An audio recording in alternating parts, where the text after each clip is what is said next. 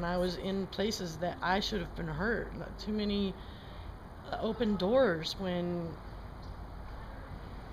I have closed all my doors. Too many, too many good people in my path. Good people. Not criminal, not gang, not those people never. I don't know. A friend of mine just recently actually told me that she thinks that I have a radar for good people, but I don't think so. I just think it's very lucky. I've had a lot of good people come into my life and throughout my life, and good people in their hearts. Have you read in Job where it says that God put a hedge around Job? I did. I just read Job recently, actually. Yeah, I was trying to go back to the church, and I opened up my Bible and I read, and that's where it was Job, and I read the whole thing, and then I was like, forget it. now he's gonna make me suffer because I walked away. No. Never mind. I'm not going back. I'm not into. I've suffered enough. So, do you think it's about going back to church? Yeah. No. Or let me give you a couple of options. What if it's about turning to God, addressing Him directly, not necessarily going back to church? What if it's about? Well, let me tell you briefly, very briefly.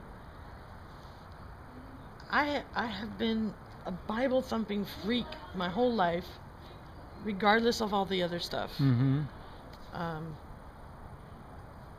I couldn't get clean off the drugs. And I was the kind of there's a picture in there on the wall that portrays my story, and it's 3 women, and it's a shot of before and then after. Before when they were clean, and then after when they had relapsed and they were torn up. And that's my story. I was not socially doing anything. I was locked myself into public restrooms and got loaded. And it was so, I did it so hard that it didn't last long, only a couple of years.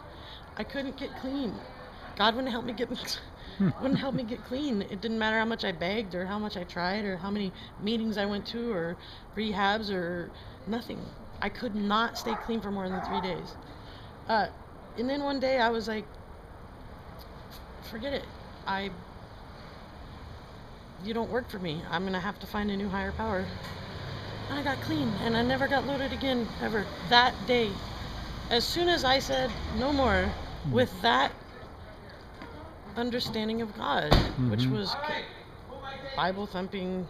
I was in, there were times when I was doing well and I was in ministry. And very deeply, my whole life, really.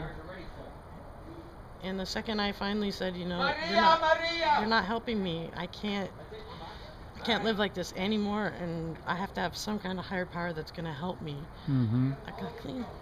And here recently, about maybe 2 months ago, I tried to figure out how to reconcile myself with an understanding of God, because over the time that I have completely turned away, I've been in school, in sociology classes, in philosophy classes, and I've got this gap of like, I can't even, like, some things that I used to believe on faith are just like, they seem like fantasy, fairy tale, weird stuff to me, like people rising from the dead and those kinds of things. Like, something in my heart wants to connect with that, but my head is like, you read that in like Cinderella. It's like be bewitched, where you move your nose and move, I don't know, heal somebody spontaneously. It doesn't really happen. Like, but I've been trying for the last couple of months to reconcile myself with that. And I've been in my Bible, and I went to a church a couple of times, and I've been talking to a couple of people about it. So, because I don't really know what the truth is anymore with that. But I certainly don't want to be, left without it either. So.